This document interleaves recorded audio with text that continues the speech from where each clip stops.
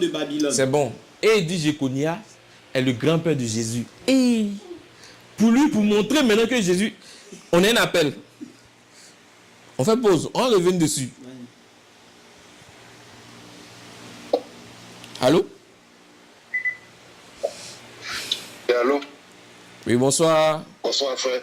Shalom, frère. C'est quel nom? Vous appelez d'où? Oui. Moi, c'est Hervé Kofi, j'appelle des États-Unis. Ah, shalom, frère Hervé Kofi. Ok. Nous vous écoutons. Oui. En tout cas, merci beaucoup pour ce que vous faites, homme de Dieu. Merci à vous. J'ai une question en ce qui concerne le jeûne. Ok, vas-y. Dans la Bible, on dit Daniel a jeûné 3 semaines. On dit jour et nuit.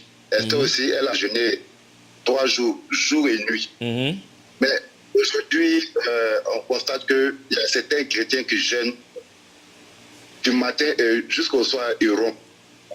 Est-ce que cela est pris en compte par... Ils ont fait quoi? Au soir, puis tu romps le jeûne. Est-ce que cela est pris en compte par Dieu? Puisque dans la Bible, on dit qu'il faut jeûner jour et nuit. Donc, j'aimerais savoir si le jeûner du matin jusqu'au soir, tu peux rompre le jeûne est pris en compte. Mais est-ce que tu as posé par Dieu. La question à ceux qui font ça là? Est-ce que tu les as posé la question? Pour dire au moins, ça peut quoi? Ça peut sur quel verset pour faire ça? Parce que toi-même tu l'as dit, hein? Bon, non. Ah, voilà, c'est un constat que j'ai fait, voilà. C'est un constat que j'ai fait et... Ils sont dans l'erreur, frère. J'aimerais savoir si c'est obligé. Ok. Ils sont dans l'erreur parce que nulle part dans la Bible, tu vas voir où c'est écrit non, jeûner tant et puis couper le soir. Non. Le Seigneur lui-même, il a jeûné 40 jours, 40 nuits. Donc ça veut dire on jeûne le jour, on jeûne aussi la nuit. Donc, le jour plus la nuit, ça maintenant qui fait un jour. Donc un jour, il a dure 24 heures. Pendant la journée, il y a au moins 12 heures. Et la nuit, au moins 12 heures. Donc ça fait 24 heures. Donc tu jeûnes le jour, tu jeûnes aussi la nuit. Lui qui appelle, là, il a qu'à attendre un peu d'abord. Okay, on a un appel. Donc il est en direct, mais il ne sait pas. Ok, préparez les versets rapidement. Donc celui qui jeûne du matin qu'au soir, cela n'est pas pris en compte par Dieu. Il a fait grève de faim. Parce qu'il ne va pas donner un verset. Non. La Bible n'a jamais dit jeûner la journée sur mon nom. Matthieu 4. Vas-y. Verset 1er. Alors, Jésus fut amené par l'Esprit. Oui. Dans le désert. Dans le désert. Pour être tenté par le diable. Après avoir jeûné. 40 jours.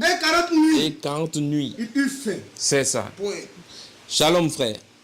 Donc, le Seigneur Jésus-Christ lui-même, il a donné l'exemple même du jeûne même. Il a jeûné 40 jours et 40 nuits. Donc, ceux qui viennent...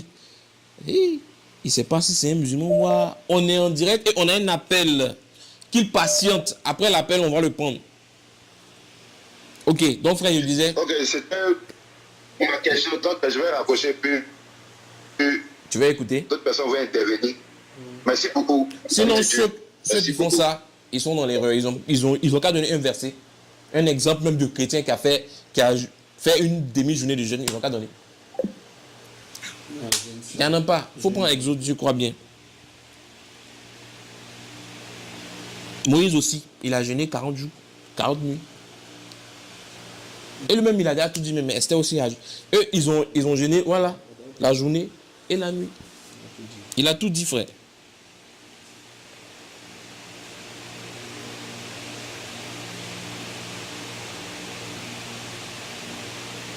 Donc ceux qui jeûnent, qui font grève de faim, qui commencent à 4 heures du matin, ou plutôt à 6 heures, et puis ils finissent à 18 heures, là, ils sont dans le faux. Ils sont dans l'erreur. Bon, si vous avez jeûné matin là, et la nuit, et de 18 heures jusqu'à 4 heures, là, qui va faire ça? Donc vous jouez avec la parole. Vous jouez avec Dieu. Donc tout ce qu'on fait d'après eux, on dit Moïse a jeûné. D'après eux, ils disent non que il commémore le jeûne de Moïse, 40 jours, 40 nuits. Mais eux, ils font 30 jours. À peine même. Bon, il y a 10 jours qui restent là. Qui va faire ça? Question. Ce sont les mécréants, frère. Ils mélangent tout. C'est où ils ont écrit de jeûner de 6 heures jusqu'à 18 heures. C'est écrit où? C'est écrit où? Vas-y, si tu es inversé, vas-y. Exode 34, verset 28. Moïse fut là avec l'Éternel. Donc il est là avec l'Éternel. 40 jours. La montagne, oui. Et 40 nuits. Voilà. Il ne mangea point de pain. Voilà. Et ne but point d'eau. C'est ça. Donc voici le jeûne selon les Écritures, selon la Bible. La journée, si tu prends un moment de jeûne, tu vas commencer à 6 heures. C'est le lendemain à 6 heures, tu vas rompre le jeûne. Ça fait une journée. Si tu veux faire 3 jours, tu vas commencer à 6 heures, tu vas compter 3 jours. Le 3e jour, là, tu vas rompre à l'heure à laquelle tu as commencé. Amen. Amen. Donc le frère qui a appelé Kofi, voici un peu ta réponse. Toi-même, tu as déjà répondu. Donc ceux qui font grève de faim, là, ils sont dans l'erreur. Ce n'est pas le jeûne. Deutéronome 9, le verset 9. Vas-y, frère.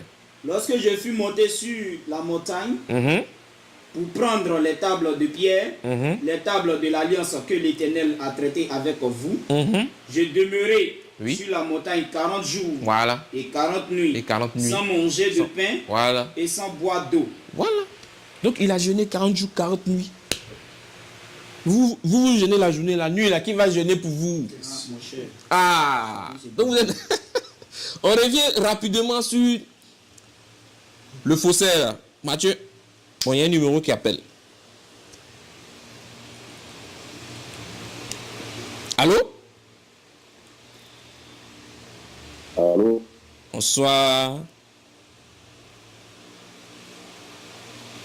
C'est quel nom vous appelez d'où?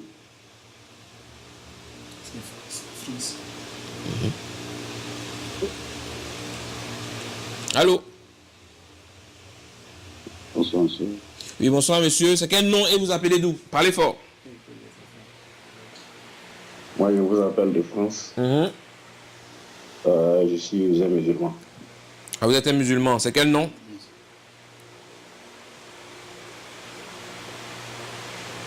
Vous vous appelez comment? Moi, c'est Moïse. Vous vous appelez Moïse. Je vous appelle là. Ok, donc vous êtes musulman. Ok, donc nous sommes suspendus à votre lèvre, Moïse. Quelle est votre question et votre préoccupation? Oui.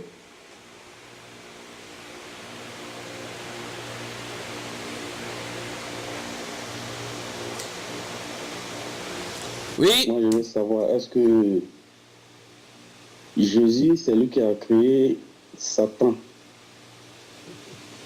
C'est ça ta question. C'est ça ta question? Est-ce que Jésus a créé Satan? Ouais. Toi, ta position, c'est quoi? dessus. Toi, ta position sur ça, c'est quoi?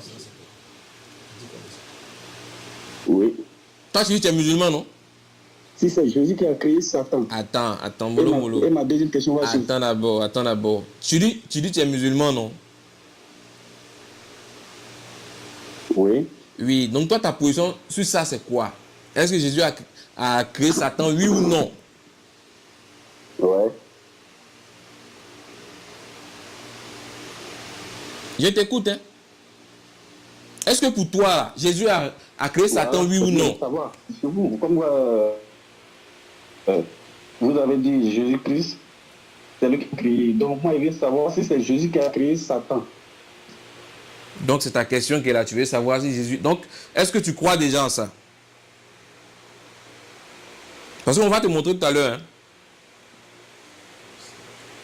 Il faut prendre Colossiens 1, verset 15, rapidement. Colossiens 1, le verset 15. Vas-y.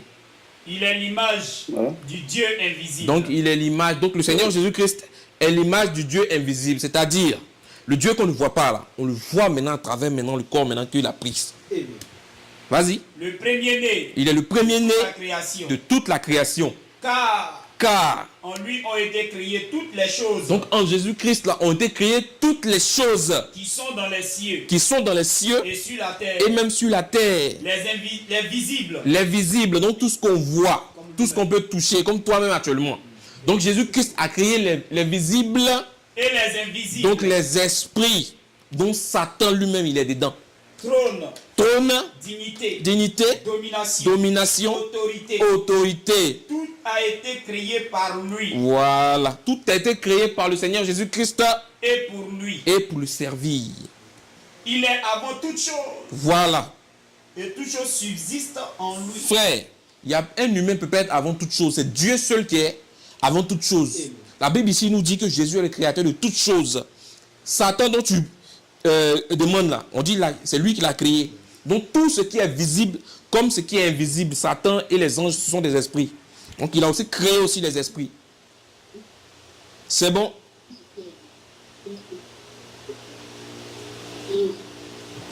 Allô? Ok, j'ai bien compris. Je vais savoir, la deuxième question va suivre en même temps. La deuxième question va suivre.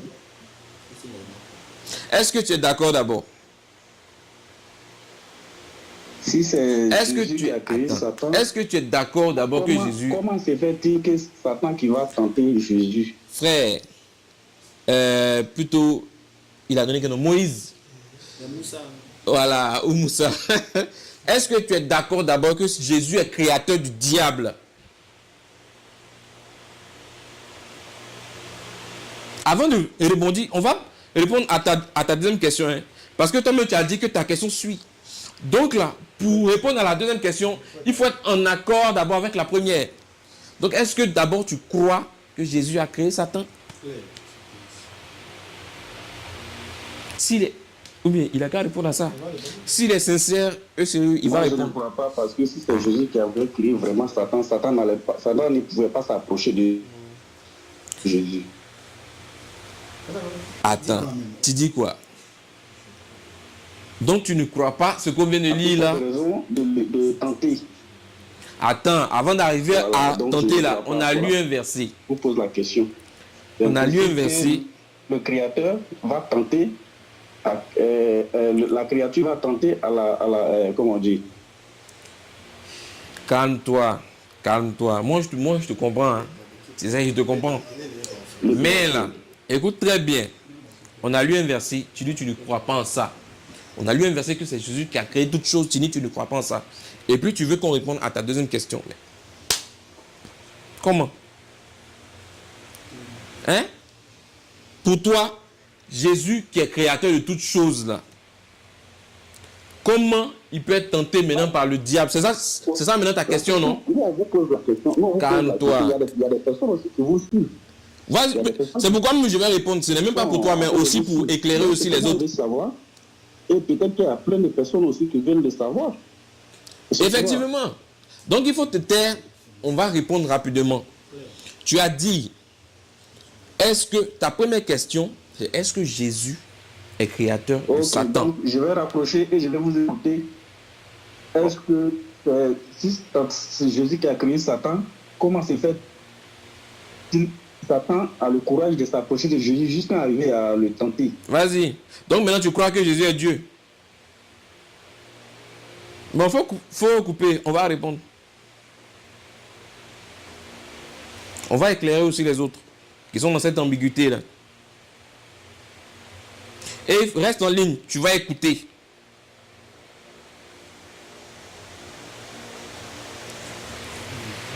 Il faut apprêter Matthieu là d'abord.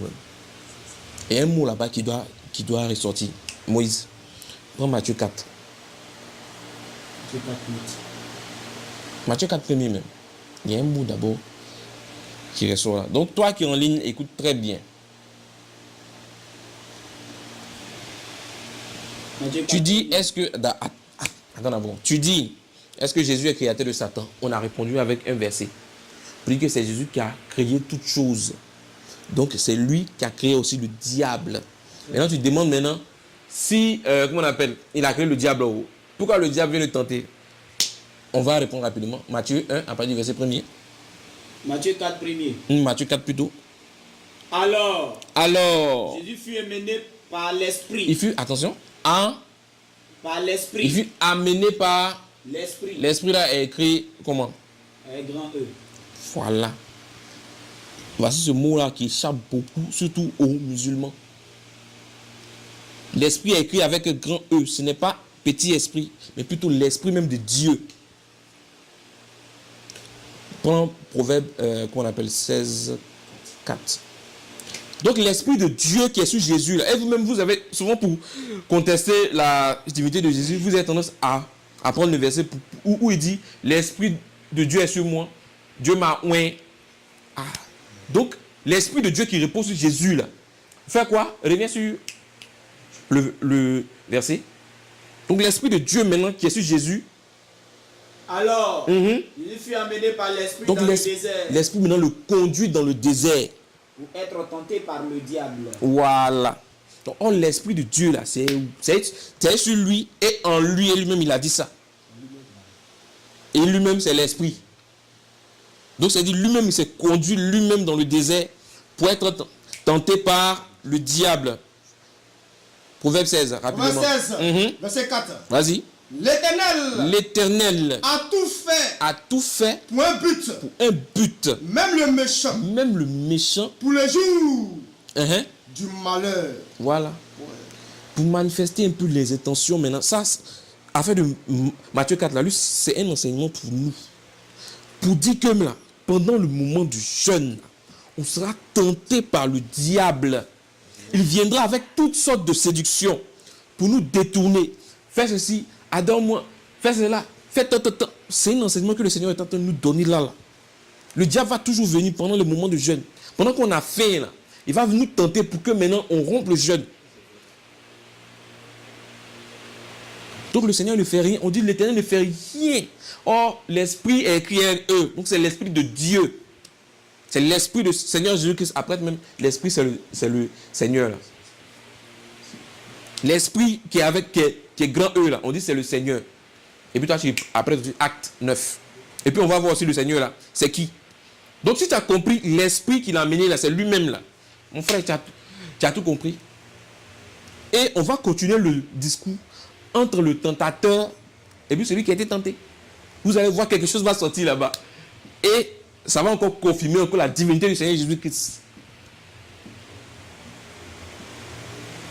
C'est 2 Corinthiens. 2 Corinthiens 3, 17, quoi. Non, c'est lui qui... Tu as pris 2 Corinthiens. Non, Matthieu 4. Ok, reprends Matthieu 4 là. Donc écoute très bien. On lit au verset 7. On va comprendre quelque chose. Matthieu 4, le verset 1er. Vas-y. Jésus fut amené par l'Esprit dans le désert pour être tenté par le diable. Après avoir jeûné 40 jours et 40 nuits, il eut faim. Le tentateur, voilà, le tentateur maintenant vient. s'étant approché de lui, il lui dit, si tu es fils de Dieu, ordonne que ces pierres deviennent des pains. Verset 4. Voilà. Jésus répondit. Il répond maintenant au diable. Il est écrit. L'homme ne vivra pas de pain seulement. Voilà. Mais de toute parole qui sort de la bouche de Dieu. C'est clair. Le diable le transporta dans la ville sainte. Oui. Le plaça sur le haut du temple. Et lui dit. Il lui dit quoi? Si tu es fils de Dieu. Si tu es fils de Dieu. Jette-toi en bas. Jette-toi. Car il est écrit. Il donnera des ordres à ses anges à ton sujet. Et ils te porteront sur les mains. Ça, c'est vraiment écrit, mais le diable lui fait des ajouts. Il ajoute pour lui. Il n'est jamais écrit jette-toi. Il vient maintenant, il prend la parole et il pervertit ça. Voici comment le diable fait. Et puis c'est comme ça ses enfants aussi font. Continue. Et ils te porteront sur les mains. De peur que ton pied ne heurte contre une pierre. Voilà. Au verset 7. Vas-y. Jésus lui dit. Il dit quoi maintenant? Il est aussi écrit. Tu ne tenteras point le Seigneur ton Dieu. Et tu ne tenteras point qui? Le Seigneur ton Dieu. Le diable était venu tenter qui? Question. Le musulman qui a appelé tout de suite là. Il dit, voilà, s'il est Dieu là, pourquoi le diable vient le tenter? Et le Seigneur dit quoi? Reprends le verset. Jésus lui dit. Il dit quoi au diable? Il est aussi écrit. Tu ne tenteras point le Seigneur ton Dieu. Ton Dieu. Point. Oh, le diable était venu tenter qui? Viens nous répondre. En tout cas, viens nous répondre. Maintenant, qui est le Seigneur là? 2 Corinthiens 3. Voilà, d'abord l'esprit. L'esprit qu'il a amené dans le désert là. On va déterminer d'abord. L'esprit là, c'est qui? Vas-y. 2 Corinthiens 3, verset 17. Or, le Seigneur. Le Seigneur là. C'est l'esprit. C'est lui qui est l'esprit. Amen. Amen. Va dans Acte 9 maintenant. On va déterminer le Seigneur maintenant va se présenter lui-même. Pour dire que ce que Jésus disait dans le désert au diable là, qu'il ne faut pas tenter le Seigneur qui est le Dieu là. Il va se présenter, le Seigneur là, c'est qui? Après aussi, même Jean 13 aussi. C'est important. Il a dit que c'est lui le Seigneur aussi là-bas. Jean 13, 13. Jean 13, 13, 14. Vas-y, Acte 9. Acte 9, verset 1er. Vas-y. Cependant, Saul, respirant encore la menace et le maître contre les disciples du Seigneur, s'est rendu chez le souverain sacrificateur et lui demanda des lettres. Il lui demanda des lettres pour les synagogues de Damas, afin que, s'il trouvait des partisans de la nouvelle doctrine. Va au verset 5 rapidement. Au verset 5, il répondit. Il répondit. Qui es-tu, Seigneur? Donc une lumière vient à Paul maintenant. Paul est troublé et il demande maintenant. Qui es-tu? Seigneur. Seigneur. Et le Seigneur dit. Maintenant le Seigneur maintenant va se présenter. Le Seigneur maintenant va répondre maintenant à Paul pour dire quoi? Je suis Jésus. Je suis qui? Jésus. Je suis Allah. Jésus. Voilà. Que tu persécutes. Voici le Seigneur. Donc, quand Jésus a dit, tu ne tenteras point le Seigneur ton Dieu là. Le Seigneur à Jésus dit que c'est lui. Jean 13, le verset 13. Vas-y, il va confirmer ça encore ici. Vous m'appelez maître. Vous m'appelez maître avec grand M. Seigneur. Et Seigneur avec grand S. Et vous dites bien. Vous dites bien. Car je le suis. Parce que c'est moi le Seigneur et maître là. Au verset 14. Si donc je vous ai lavé les pieds. Je vous ai lavé les pieds. Moi le Seigneur. Moi qui? Le Seigneur. Le qui? Le Seigneur. Donc le Seigneur c'est le Seigneur Jésus-Christ, c'est et lui-même. le maître. Voilà, et c'est lui encore le maître. Avec grand M. C'est ça. Donc quand le Seigneur Jésus-Christ a dit au diable, tu ne tenteras point le Seigneur qui est en même temps le Seigneur ton Dieu là. Le Seigneur il se présente encore, ce n'est pas quelqu'un d'autre, mais c'est lui-même. Donc tu dois reconnaître par là que là, Jésus-Christ est le Dieu tout-puissant. Et il a donné cet enseignement-là à nous les chrétiens. Quand, pas plus que vous ne croyez pas que Dieu se manifeste. Vous ne croyez pas que Dieu prend un corps. Et il vient sous forme d'un simple homme. Après même Philippiens et puis prend aussi Jean 1. Voici comment Dieu maintenant s'est manifesté. Il a pris une forme humaine pour jouer le rôle d'un humain. Mais en réalité, il n'est pas humain. Donc c'est sous cette forme humaine, comme toi, c'est sous cette forme humaine-là, qui peut être tenté, qui peut pleurer, qui peut avoir faim, qui peut même faire beaucoup de choses humaines, manger, boire, tout ça là, dormir même. Pleurer. Nous, notre Dieu là, il se manifeste. C'est vous, votre Dieu, il est calé quelque part là-bas. Tantôt, vous dites qu'il est calé quelque part, tantôt on le voit dans l'arbre ici. Attention, on l'a attrapé quelque part. Il cherche quoi là-bas? Venez nous répondre. Vas-y. Jean 1.1. Jean 1.1. Au commencement était la parole. Donc au commencement était la parole. Et la parole était avec Dieu. Et la parole elle-même était avec Dieu. Et la parole était Dieu. La parole elle-même est Dieu. Au verset 2. Elle était au commencement avec Dieu. C'est ça. Toutes choses ont été faites par elle. Voilà, voici la parole qu'elle a. Et rien de ce qui a été fait n'a été fait sans elle. C'est la parole qui a créé. Va au verset 14. Au verset 14. Et la parole a été faite chair. Voilà. Et elle a habité parmi nous. Donc la parole qui est Dieu là a pris un corps.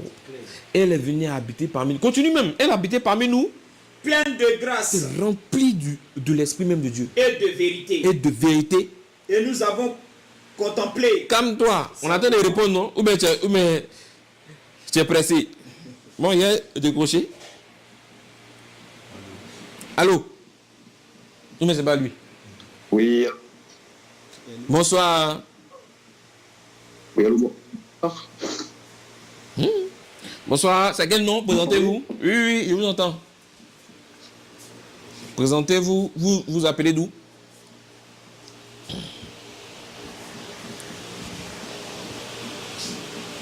Allô, vous m'entendez? Oui, je vous entends. Présentez-vous. Vous vous appelez comment? Vous vous appelez d'où? Oui.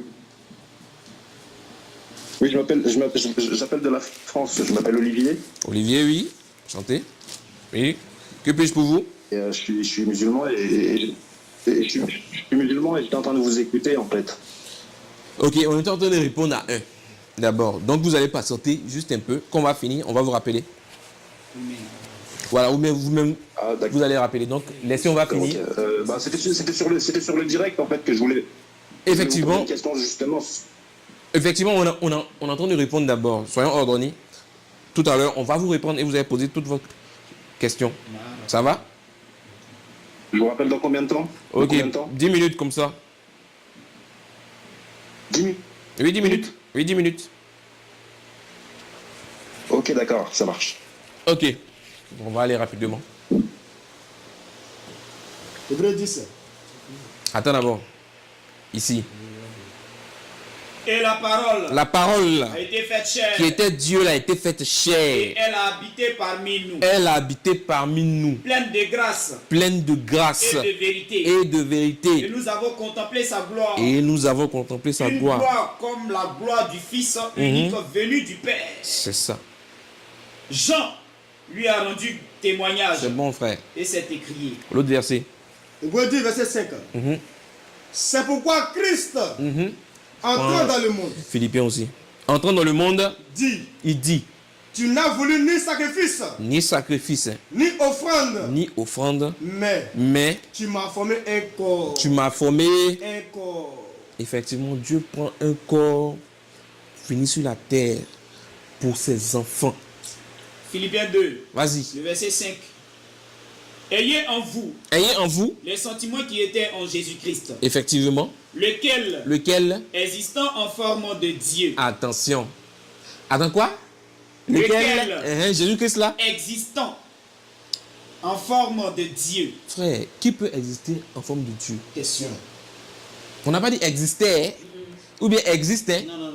Mais on dit existant. Lequel existant en forme de Dieu. C'est une continuité, il est toujours dedans. Il est toujours Dieu. Donc ceux qui contestent ça là, appelez, vous avez gommé ce verset là, c'est pas nous on a écrit. Donc Jésus-Christ là, il existe et il existera toujours en forme de Dieu. Vas-y. Lequel existant en forme de Dieu n'a point regardé comme une proie à arracher d'être égal avec Dieu. Attention. C'est quel humain qui peut être égal avec Dieu? Question. Il n'a pas regardé ça même. Il est venu. Continue même. Au verset 7. Vous allez comprendre maintenant pourquoi le dire. Il s'est dépouillé lui-même. En prenant une forme de serviteur. C'est pas ça, on vient de lire tout à l'heure. Oui. Il a pris une forme de serviteur. Donc il a pris une forme humaine. En devenant semblable aux hommes. En faisant quoi? En devenant semblable aux hommes.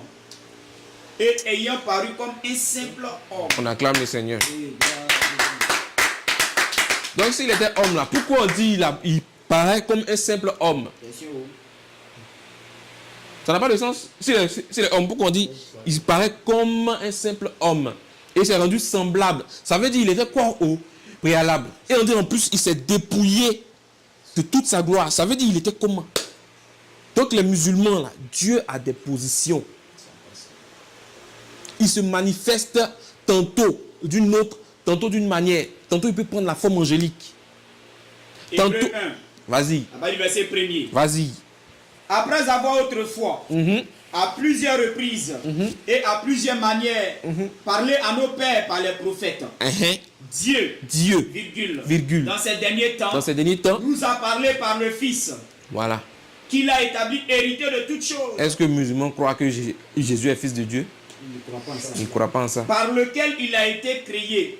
Par lequel le monde a aussi été créé. Voilà. Et qui, étant le reflet. Étant le quoi? Le reflet Le reflet de qui? De sa gloire. Et l'empreinte de sa personne. Joe, le débat est clos. L'empreinte. Est-ce que toi, le musulman qui appelle tout de suite là, ton empreinte est différente de toi? Ton empreinte, c'est toi-même. Jésus-Christ, c'est l'empreinte de Dieu. Il reflète la gloire de Dieu. Il est qui là? C'est le Dieu lui-même. Mais il avait pris un corps. Et il est venu maintenant, un corps, pour pouvoir maintenant, comment on appelle, libérer ses enfants. En mourant et en ressuscitant. Que nous qui croyons en ça, là, nous avons la vie éternelle. Pour que vous qui ne croyez pas en ça, là, vous mourrez, pas en enfer.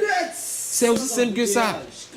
Donc si vous ne croyez pas que Jésus était venu sous forme humaine, lui qui a créé Satan, là, il vient sous forme humaine et il se fait tenter par lui pour nous enseigner, pour dire que, nous aussi, on sera tentés aussi par le diable.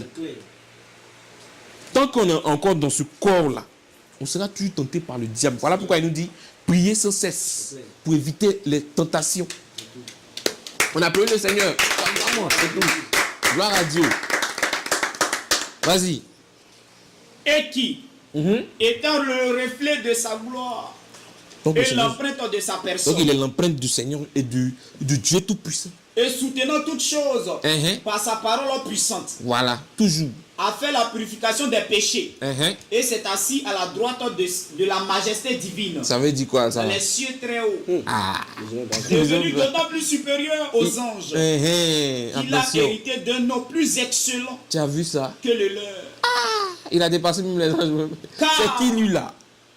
Car Auquel des anges, auquel les anges, Dieu a-t-il jamais dit, il a dit tu es quoi? mon fils, Jamais. je t'ai engendré aujourd'hui. Il n'a pas dit ça aux anges. Il a dit ça à quelqu'un. Je t'ai engendré aujourd'hui. Et encore, Dans les psaumes je messianiques. serai pour lui un père. Un père. Et il sera pour moi un fils. Attention, pause. Est-ce que les musulmans croient en ça? Est-ce que le Dieu là a fils? Non, il n'a pas fils. Est-ce qu'il a fils? Donc le Dieu dans la Bible là, lui il a fils. Et puis le fils aussi dit il a papa. Donc c'est une relation entre père et fils et non entre Dieu et esclave. Jamais. Surah 112. Vas-y. Surah 112, ayat premier. Vas-y. Dit, il est Allah, Il est Allah, unique. unique. Allah, le seul à être imploré pour ce que nous désirons. Il n'a jamais engendré. Reprends là-bas. L'autre côté, on dit quoi? Lui, il avait quoi? Bon, lui n'a jamais engendré. Donc lui, il est éliminé. Voilà. Laisse-le, il est éliminé.